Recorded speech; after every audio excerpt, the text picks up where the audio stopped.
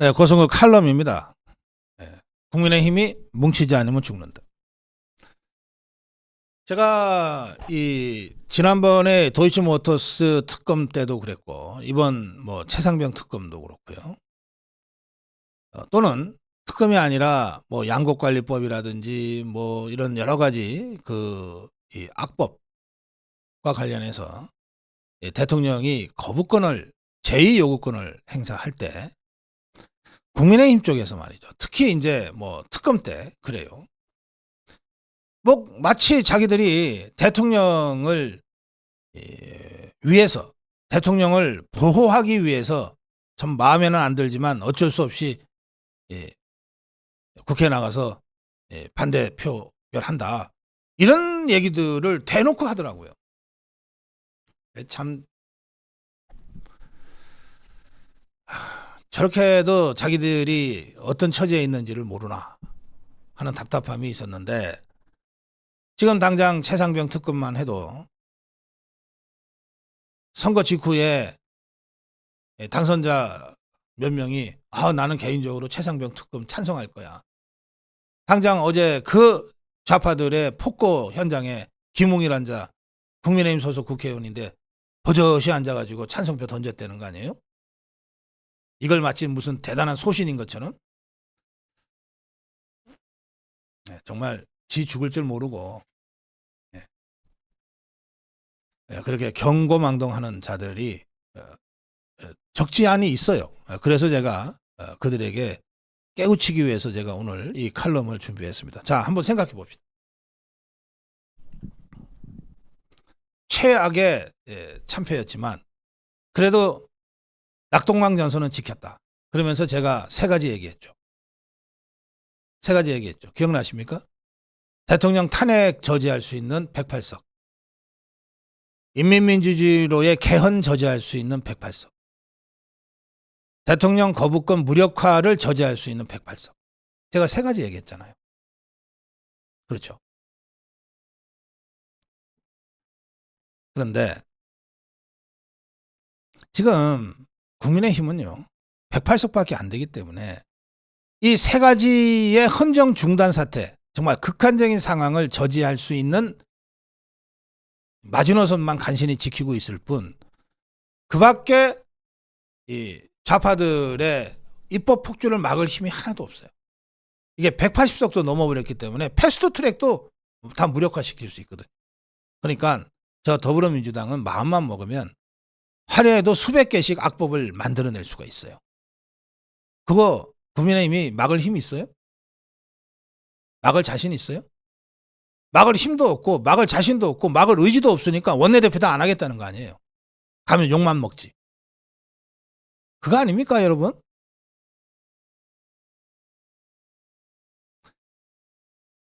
그런데 막을 힘이 있어요. 막을 힘이 있다고. 자, 집권당이라고 하는 거, 여당이라는 걸 잘 생각해 보세요. 이건 정말 앞으로 국회에 나가서 일할 108명의 당선인들한테 제가 드리는 말씀이에요. 여러분들 우리가 할 수 있는 거 하나도 없다고 지금부터 어깨 쭉 떨어뜨려 가지고서 그냥 제발 그러지 마시고, 집권당은 그럼에도 불구하고 여러 가지 수단이 있어요. 어떤 수단이 있냐? 저것들이 아무리 저래도요, 아무리 저 좌파들이 저렇게 날뛰고 설쳐도 저것들이 예산을 편성할 수는 없어. 법적으로 예산 편성권은 정부에 있습니다. 대통령한테 있어요. 깎을 수는 있지만 새로 만들 수는 없어요. 그러니까 저것들은 진짜 하고 싶은 일을 하려면 어쨌든 대통령, 정부가 예산을 편성해 줘야 되는 거예요. 이 예산 편성권이 있어요. 이건 강력한 무기입니다. 강력한 무기예요. 예산 편성권을 대통령이 갖고 있다. 또 인사권도요, 대통령만 갖고 있어요. 총리 딱 한 사람 또는 대법원장, 헌법재판관이 국회에서 청문 거친 다음에 국회 동의가 필요한 자리는 저것들이 비토권 행사가 가능하지만 나머지 장관이나 기관장들에 대해서는 대통령 인사권을 막을 방법이 없잖아요, 저것들이. 그러니까 대통령은 예산과 인사, 이 두 가지에 있어서 여전히 대통령만이 갖고 있는 무기가 있는 거예요. 그러면 대통령의 무기는 누구의 무기입니까? 동시에? 네. 국민의힘 집권 여당 여러분들의 무기이기도 한 거예요. 여러분들이 잘 쓰기만 하면. 여러분들한테도 무기가 있다고. 마지막으로 있는 게 대통령의 거부권이에요. 좌파들이 아무리 머릿수 가지고 달려들어도 대통령이 정말 필요하면 수백 번이라도 거부권 행사를 해버리면 끝나는 거예요. 그렇지 않습니까? 여러분들이 저 좌파들이 달려들어서 수십 수백 개 악법을 만들어낼 텐데 그거 그냥 상임위에서 반대 토론한 다음에 막을 힘이 없으니까 막으면은 선진화법 때문에 기소당할 테니까 반대 토론한 다음에 퇴장하잖아요. 그게 고작 할 수 있는 거잖아요. 국민의힘 입장에서. 실제로 막을 힘이 없어요. 그런데 대통령은 막을 힘이 있다고. 거부권이라는 걸 통해서. 이게 얼마나 강력한 힘이냐고. 대통령의 세 가지 힘이 있어요. 예산 편성권, 인사권, 그리고 대통령 거부권. 이게 국민의힘 집권당으로서 국민의힘이 가지고 있는 마지막 수단이라고.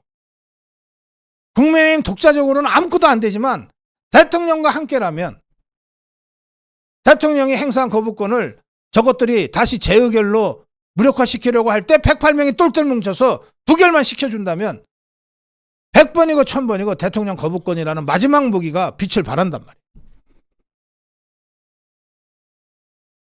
예산권과 인사권도 마찬가지. 대통령과 국민의힘이 한 마음이 되고 한 몸이 되면 국민의 뜻에 따른 예산 편성을 대통령이 정부를 통해서 하면 되잖아요. 인사도 마찬가지고. 저것들 꼼짝 못해요. 깎을 수는 있겠지만.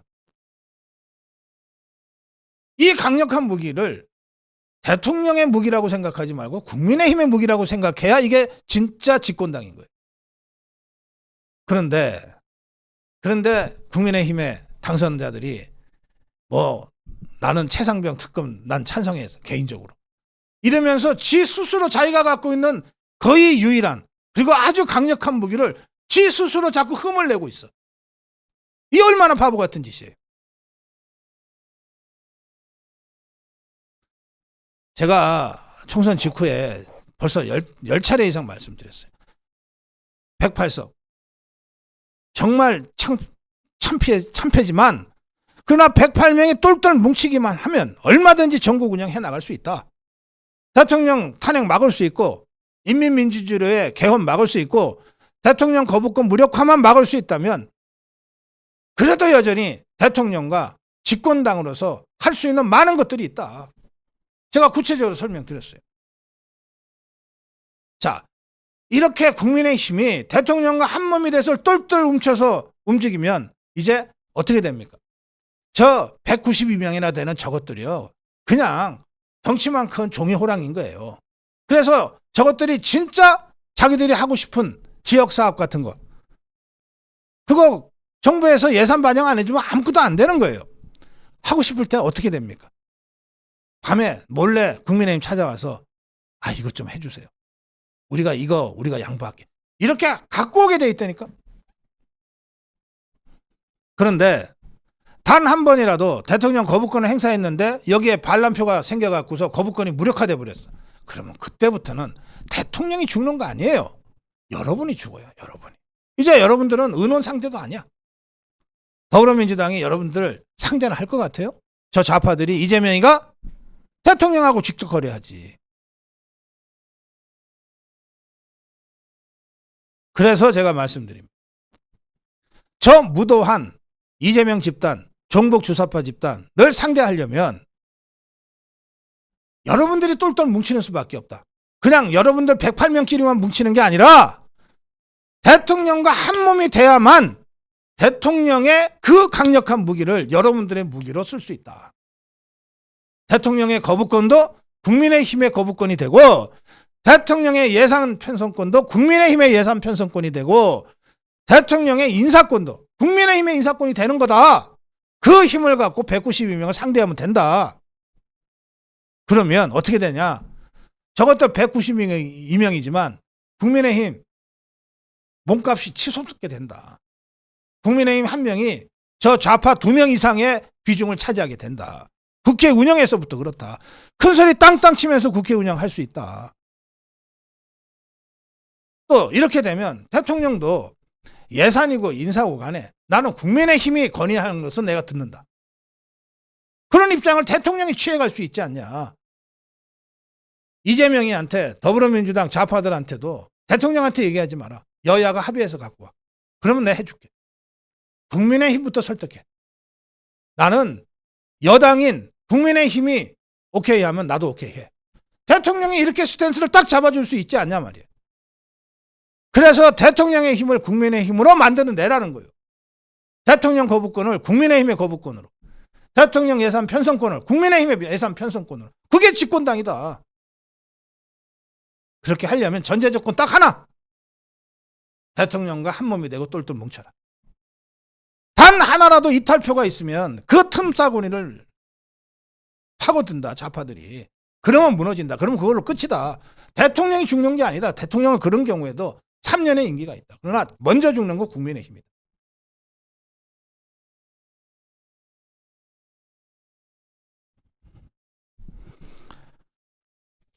네. 이렇게까지 얘기했는데도 못 알아들으면 뭐 그것도 운명이다 할 수밖에 없죠. 네, 고성국 칼럼이었습니다. 네, 고성국 칼럼입니다. 입법 만능주의를 견제할 유일한 장치가 대통령 거부권이다. 제가 요즘 생각이 많아요. 이렇게 어렵고 힘들 때는 백투 베이직이라고 합니다. 기초로 돌아가라. 기본으로 돌아가라. 저는 뭐 정치학을 공부한 사람이라 저에게 백투 베이직은 정치학 원론으로 돌아가라는 얘기랑 똑같은 거죠. 근데 최근 이 민주주의 위기라는 상황 속에서 특히 저 종북주사파들이 자유민주주의 체제를 어떻게든 무력화하고 전복시키려고 하는 이 상황에서는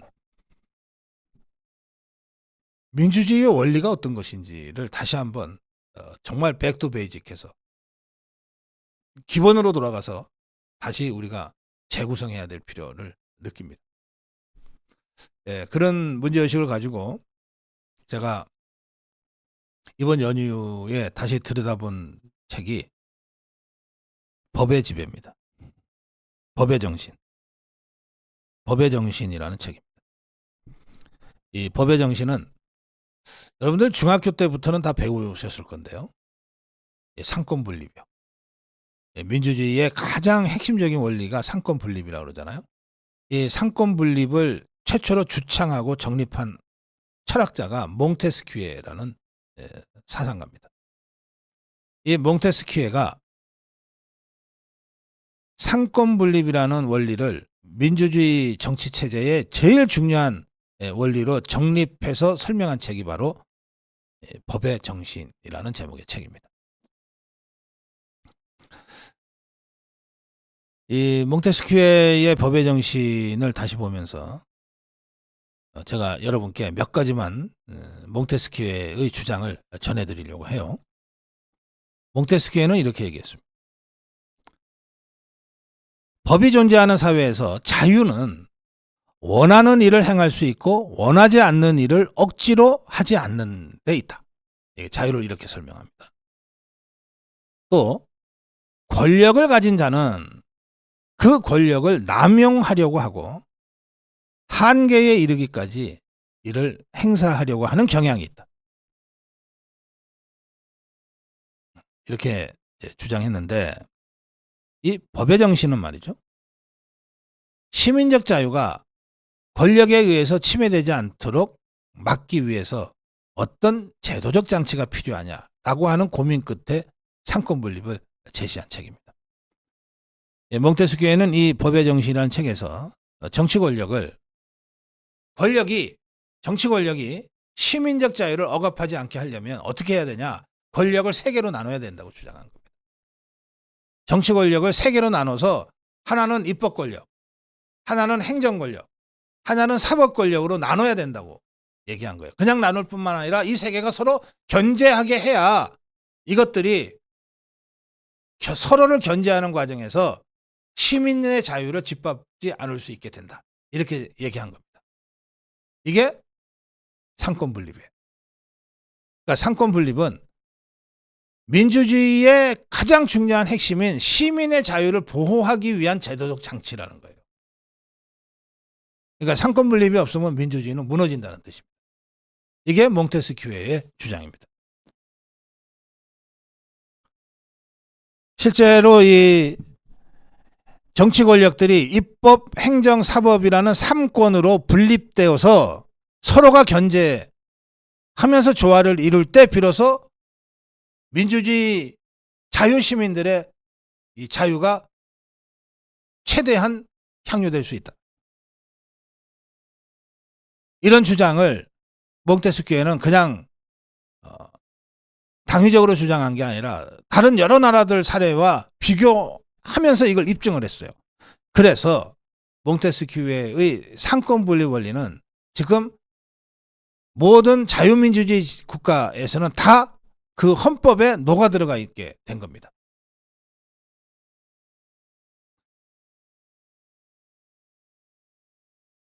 자, 그런데 최근에 이 입법 만능주의가 지금 판을 치고 있어요. 특히 이 입법 권력이 이 행사되는 이 의회에서 다수파들이 우리가 국민으로부터 선택받은 다수야. 우리가 곧 정의야.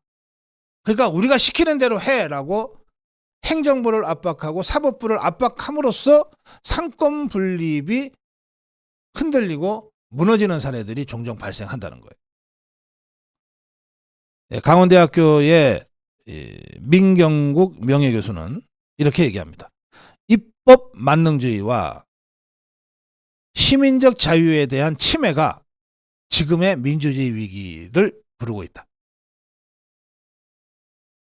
근본 원인, 이 민주주의 정치 위기의 근본 원인은 의회 권력을 적절한 수준으로 제한하지 않고 의회에 무제한의 권력을 허용하는 제도 때문에 이렇다라고 지적하고 있습니다. 국민이 선출하는 의회는 제한할 필요가 없다. 그게 곧 국민의 뜻이다. 이런 식의 막대먹은 주장들을 아무렇지도 않게 하는 거예요. 그러다 보니까 입법권을 가진 국회가 마음대로 국회 입법을 남발해요. 온갖 악법들을 양산해낸다고요. 그리고 이걸 대통령한테, 행정부 수장한테 빨리 집행하라고 압박을 해요.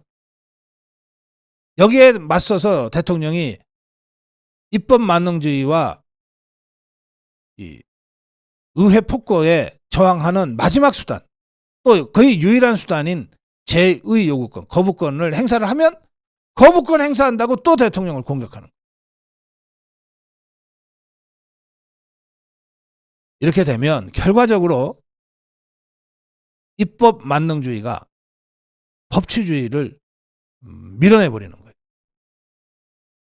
입법 만능주의가 법치주의를 밀어내면 결국은 입법권이 행정권을 대체하는 데까지 나가는 거예요.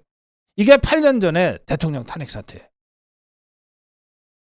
박근혜 대통령이 사법적으로 어떤 잘못이 있었는지가 밝혀지지도 않은 상태에서 그냥 다수파의 힘으로 탄핵부터 덜렁 시켜놓고, 자, 탄핵 됐으니 기정사실화 시켜달라고 헌법재판소를 다시 압박하고,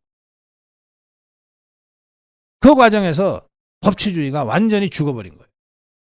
지금 종북 주사파들이 윤석열 대통령을 계속해서 압박하는 것도 바로 입법 만능주의와 의회 다수파의 힘으로 행정부를 무력화시키고 대통령의 권위를 완전히 끌어내리겠다고 하는 그런 행태와 똑같습니다. 이 자유주의 학자들은 그래서 법의 정신에서 말하는, 몽테스키웨가 말하는 법 앞에 평등이라고 하는 것은 입법자들이 정하는 법이면 무조건 따라야 한다는 입법 만능주의와 법 실정주의를 정당화하는 것은 아니다.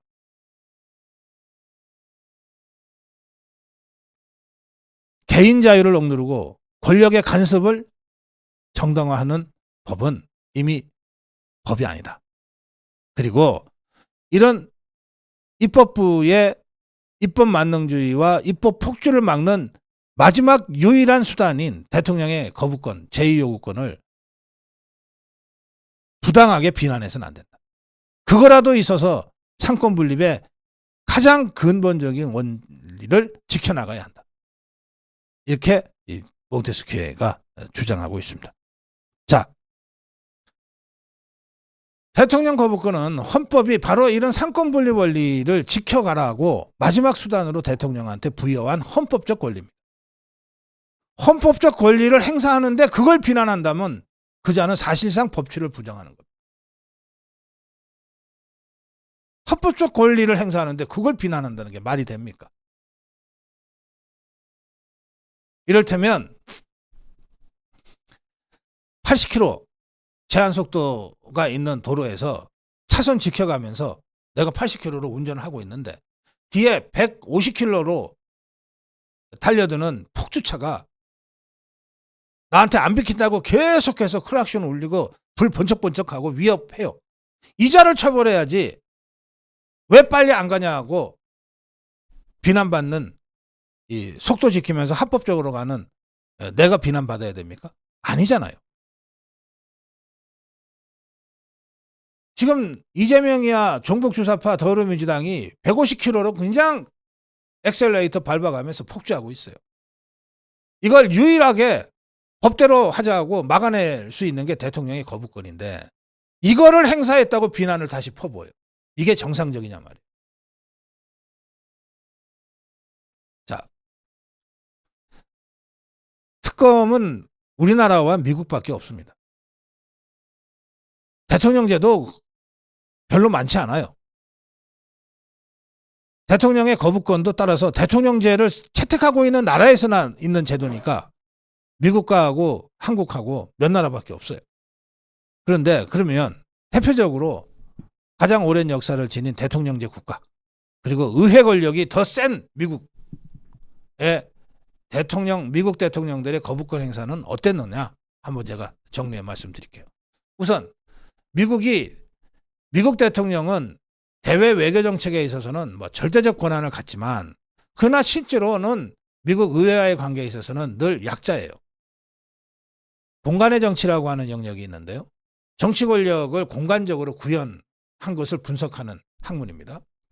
보시면 자, 우리나라는 이 국가 중심도로가 광화문에서 서울역 앞을 거쳐서 가는 그게 국가 중심도로입니다. 이 중심도로의 출발이 어디냐? 예전에는 청와대였어요. 권위주의 시대 때는 청와대가 권력의 시작인 거예요. 그 끝이 국립묘지입니다. 청와대에서 시작해서 국립묘지로 가는 거예요. 이게 국가 중심 가로. 지금 윤석열 대통령은 단 하루도 그 권위적인 폐쇄적인 청와대에 들어가지 않겠다고 해서 용산으로 갔잖아요. 용산은 국가 중심도로의 출발점인 광화문 청와대에서 국립묘지로 가는 중간에 딱 옆으로 있는 거예요. 공간적으로 그렇습니다. 미국이 그렇게 돼 있어요. 미국의 국가 중심 가로, 워싱턴의 국가 중심 가로는 그 출발점이 미국의 국회의사당이에요. 그 의사당에서 시작해서 직선으로 쭉 뻗은 길을 끝에 가면 뭐가 있냐? 엘링턴 국립묘지가 있어요. 그 중간에 옆으로 서 있는 게 백악관입니다. 그러니까 이 공간적 구조는 미국의 권력의 출발은 국회로부터 있다. 이런 것을 공간적으로 구현한 거죠. 그러니까 그 정도로 국회가 세단 말이에요. 미국이. 그러니까 이런 압도적인 입법권에 저항하기 위한 미국 대통령의 유일한 수단이 거부권이라는 거예요. 자, 보십시오. 앤드류 잭슨 12번의 거부권, 링컨은 7번 거부권, 그랜트는 93번의 거부권, 클리브랜드 대통령은 584번의 거부권 행사했어요. 시어더 루즈벨트 82회, 태프트 대통령 39회, 우드로 윌슨 44회, 프랭클린 루즈벨트, 가장 위대한 대통령이라고 일컬어지는 프랭클린 루즈벨트 635회의 거부권을 행사했어요. 트루먼 대통령 250회 거부권, 아이젠하워 181회 거부권. 계속 할까요? 존 F 케네디 21회 거부권, 리처드 닉슨 43회 거부권, 로널드 레이건 77회 거부권, 빌 클린턴 40회 거부권, 버락 오바마 12번의 거부권, 트럼프 10번의 거부권. 물론 거부권 종류가 두 종류입니다. 하나는 우리나라의 거부권과 같이 다시 국회로 보내는 환부 거부가 있고, 그냥 갖고서 공표를 안 해버려서 없애버리는 그런 거부권이, 보류 거부권이 있긴 있어요. 차이는 있지만 둘 다 거부권인 것은 똑같아요. 자, 이렇습니다. 가장 위대한 대통령을 일컬어지는 프랭클린 루즈벨트 635회, 클리브랜드 584회, 드와이트 아이젠하워 181회, 해리 트루먼 250회. 이게 미국 대통령들이 행사한 거부권의 숫자입니다. 우리나라는 어떠냐? 건국 대통령 이승만 45회, 노태우 대통령 7회, 노무현 6회, 이명박 대통령, 박근혜 대통령 각 3회. 지금 자꾸 요것만 부각시켜요.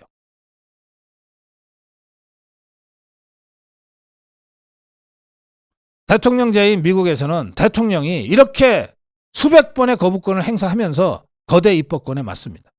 그래서 상권분리 원리를 지켜내는 거예요. 대통령의 거부권 행사했다고 대통령을 비난하는 바보 같은 자들은 적어도 미국에서는 없습니다. 그건 대통령의 합법적 권한이니까.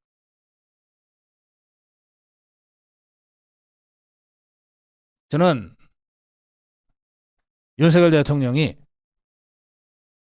좌파들의 이재명 세력의 입법 만능주의와 입법 폭주를 막기 위한 마지막 수단으로 대통령에게 합법적으로 부여된 거부권 행사에 주저함이 없어야 된다고 생각합니다. 단호하게 해야 된다고 생각합니다.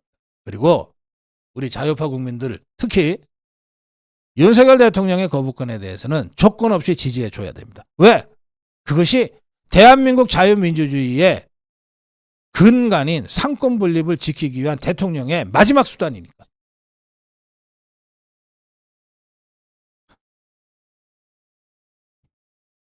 또 특검도 미국밖에 없어요.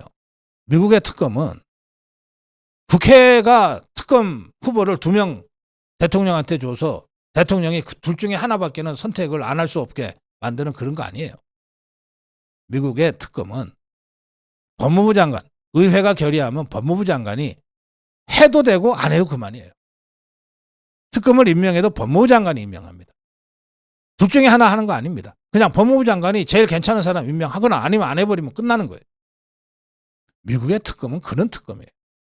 워터게이트 특검도, 이란 콘트라 게이트 특검도 그런 수준의 특검을 했던 거예요.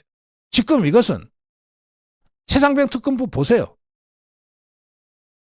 더불어민주당이 2명 추천하고 그 둘 중에 1명을 무조건 대통령이 임명하게 만들어놨잖아요. 이거는 마치 국무총리 자기들이 지명할 테니까 대통령이 추천해라. 그리고 강제하는 거. 그것도 법적으로 강제하는 거랑 똑같습니다. 국방장관 둘 중에 1명 임명해라 그러면서 자기들 말 잘 듣는 2사람 대통령한테 보내고 둘 중에 하나 선택하라고 하는 것과 똑같아요. 특검은 국회가 아닙니다. 특검은 누가 되건 이 특검이 발동되면 수사를 하는 거기 때문에 행정을 하는 거예요. 그런데 그것에 대한 인사를 법적으로 저렇게 딱 규정을 해버리면 자기들이 임명권을 탈취하겠다는 것 아닙니까? 하더라도 미국식으로 대통령이나 법무부 장관이 정권을 행사할 수 있도록 해줘야 그게 특검이죠. 그래서 지금 최상병 특검 밀어붙이고 있는데 저것은 사실상 대통령의 인사권을 탈취해 가겠다고 하는 것과 똑같은 것이다. 그런 의미에서 법 자체가 무도하고 위헌적이다. 그런 것을 대통령이 총선 졌다고 거부권 행사도 못하고 야당 눈치 보면 더 이상 대통령 아니죠. 그리고 국민 여러분들도 이 야당 종북주사파들의 입법 폭주를 막을 마지막 수단이 대통령 거부권이라고 하는 인식을 분명히 해야 됩니다. 입법 만능주의 다수파 폭주를 무슨 수로 막습니까? 국민의힘이 막을 능력이 있습니까? 이거 막으라고 대통령 거부권을 헌법에서 부여한 거예요. 합법적으로. 미국 대통령들은 수백 번씩 그 합법적 권한인 거부권을 행사하면서 상권분리 원리를 지켜서 지금의 미국 민주주의를 지켜낸 거예요. 윤석열 대통령 또한 헌법 수호를 선언하고 대통령에 취임한 사람입니다. 헌법 수호를 하기 위해서 상권 분립을 흔들고 있는 사실상의 행정권 일부를 탈취하겠다고 하는 이 악법과 위헌적 소지가 다분한 특검법에 대해서 대통령이 합법적 권한인 거부권을 행사하지 않는다면 그것이 직무유기다. 이런 문제의식을 가지고 대통령의 거부권 행사에 대한 강력한 국민적 지지가 조직돼야 된다고 생각합니다. 고성국 칼럼이었습니다.